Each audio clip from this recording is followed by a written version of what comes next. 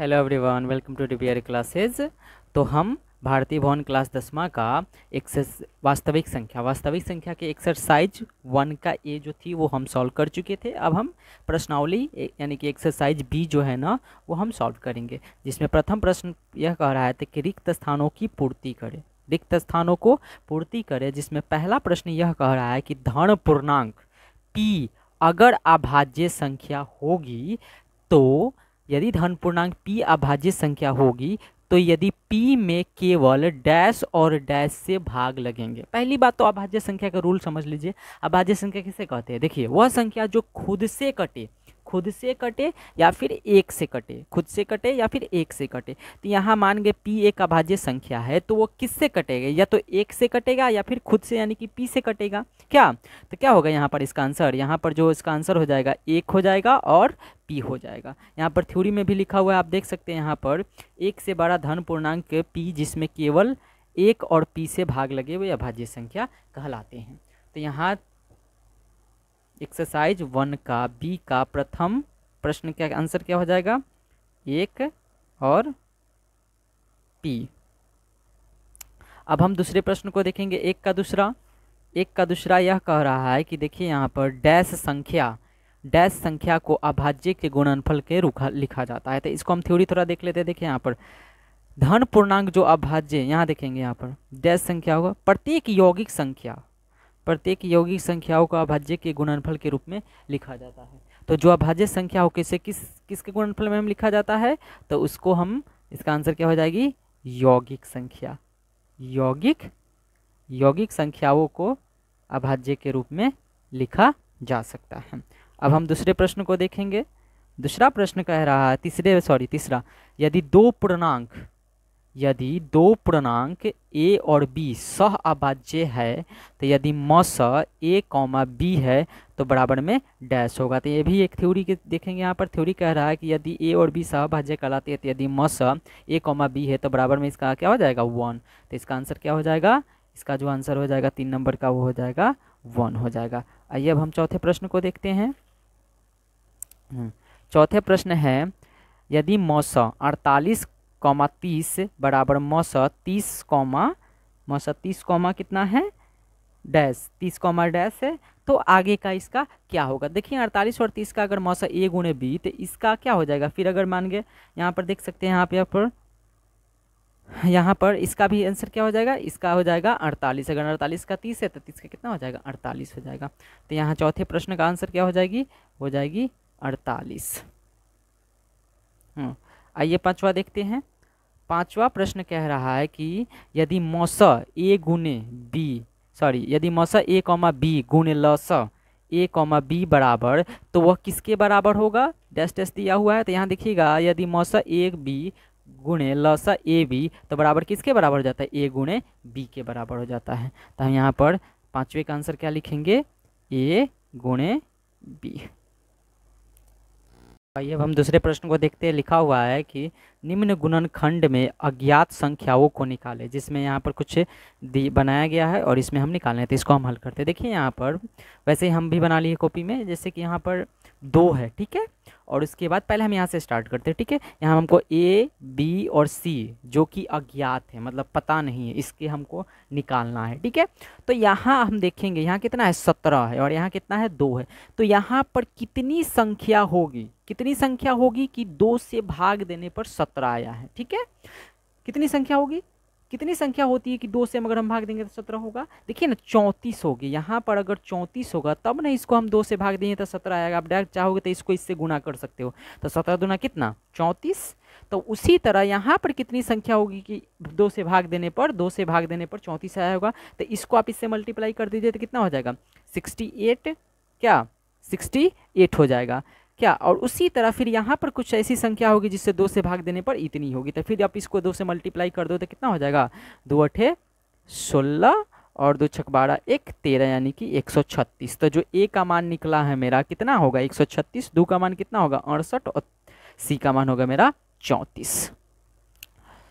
अब 2 के दूसरा को हल करेंगे। इसमें भी कुछ बॉक्सेस बने हुए हैं और कुछ ऐसी संख्या है जो हमें पता है और बाकी जो संख्याएं अज्ञात हैं उनको ज्ञात करना है, ठीक है। तो इसको ये हम हल करते हैं। देखिए ऐसा बॉक्सेस हम भी यहाँ पे क्या किए हैं, बना लिए हैं।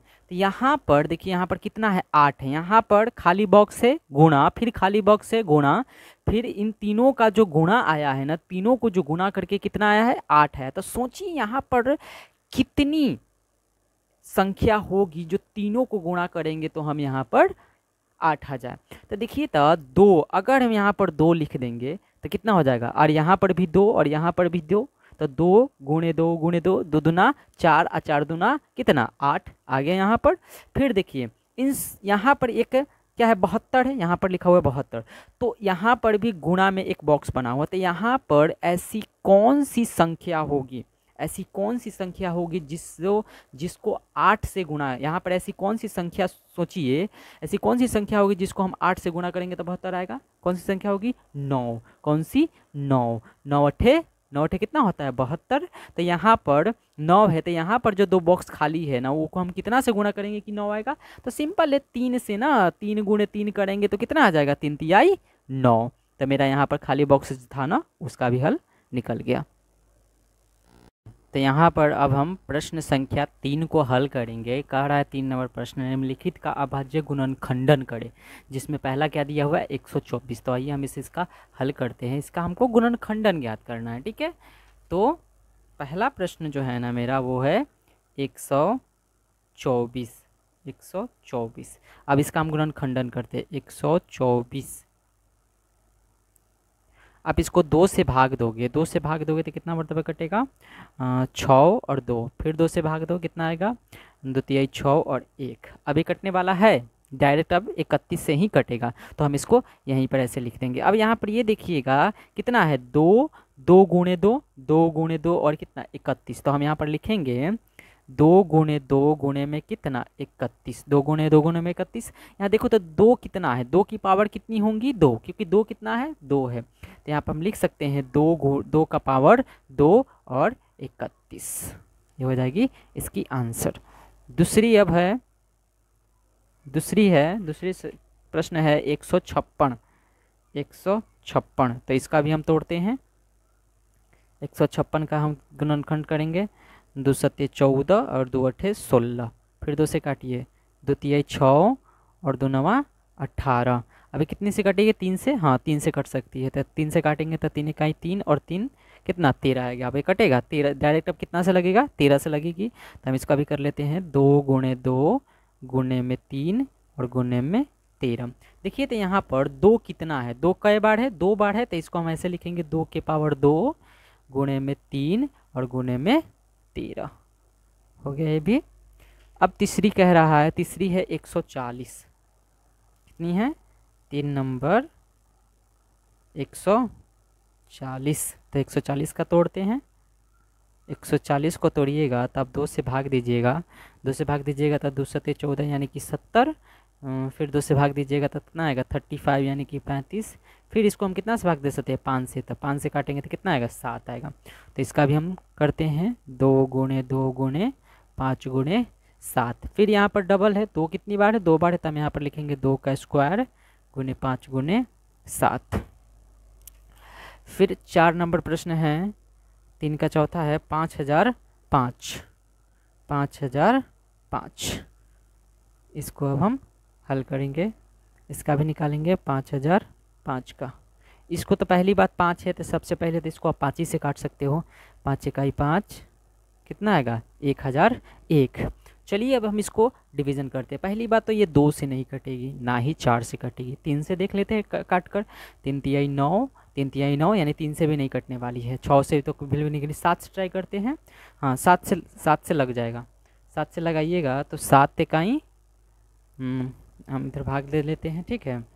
1001 को अगर हम 7 से भाग देंगे, 7 इकाई 7, यहाँ पर आ जाएगी आपकी 3 जीरो, 7 चौके 28 घटेगी तो आ जाएगी कितना, 7 चौके 28 यानी कि 2 और 1। तो 7 त्रिका कितना 21 आ जाएगा, यानी कि 143 आ जाएगा। तो यहाँ पर अगर हम 7 से लगाएंगे तो 1 4 और 3। अब ये कितना से कटेगा, अब यह इसको कितना से हम काट सकते हैं, 7 से, फिर से 7 से ट्राई करें, 7 से भी नहीं कटेगा। चलिए 9 से भी नहीं कटेगा, 11 से लगा सकते हैं। हाँ 11 से काट सकते हैं, 11 का 11 और 11 3 33, यानी कितना आ जाएगा 1 और 13। 3, हाँ 11 3। अभी कटने वाला है नहीं, अब नहीं कटने वाला, तो इसको गुणा कर देंगे 5 गुने 7 गुने 11 गुने 13, 11 गुने 13। अब हम इसका 5 नंबर हम देखते हैं। 5 नंबर कितना है 32,760 को हमको निकालना है। 2 से भाग दीजिए, कितना हो जाएगा 16, 2 तिहाई 6, और यहाँ पर फिर 2 से भाग देंगे तो 2 8 16, 2 इकाई 2, 2 9 18, यानी कि 190। फिर 2 से भाग दीजिएगा तो 2 चौके 8, 0 और 0, और उसके बाद 2 9 18, 2 5 10। अब ये 2 से कटेगा नहीं, कटने वाला है। 3 से काट के देखें, 3 से काट के देखते हैं। 3 से काटिएगा तो 3 3 इकाई 3 हासिल गया, 3 तिहाई 9, 3 छक 18, 3 पच्चे 15। फिर 3 से काटेंगे तो 3 चौके 12, 3 पच्चे 15 और 3 पच्चे 15। फिर अभी कितना से कटेगा 5 से काट सकते हैं, 5 9 45 और 5 इकाई 5।